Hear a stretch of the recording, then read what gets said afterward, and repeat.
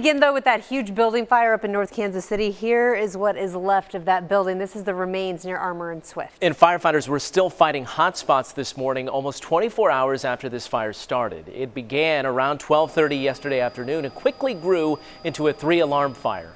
Several fire departments were called in to help put out the flames. Investigators said today that the fire was started by accident. 41 Action News reporter Andres Gutierrez live now in North Kansas City with more on the cause. Andres, what have you learned? Brian, and the city has labeled this as a dangerous building and it will be demolished. We now know that this building burned because of a cigarette butt.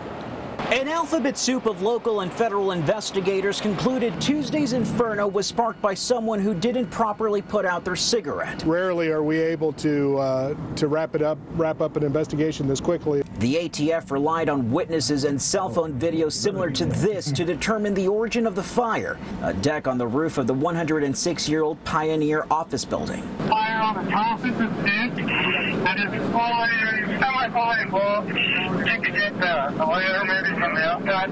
But the strong winds caused the flames to spread up the backside of the building and then into the area beneath the roof. We have fire extension on the second floor. It looks like attic space. We did have the fire out on the back roof, but we do have extension in the attic space. This is similar to what happened across the street in January of 1997 when Carlitos, a Mexican restaurant, caught fire and destroyed a strip of businesses. Lessons from that 5-alarm fire were put into action on Tuesday. We recognized early on that we were going to have difficulty with this, so that we made that our first priority, is to make sure that we got the buildings evacuated and everybody out safely. On this first floor where Alomar and everything is, they want everybody out of the first floor of it. This was once an Alomar before Galls took over in 2016, a supply and uniform store for police, fire, and other first responders. The company hasn't announced what their next steps are after this accidental fire. There was no intent by anyone to cause a fire. Unfortunately, it happened.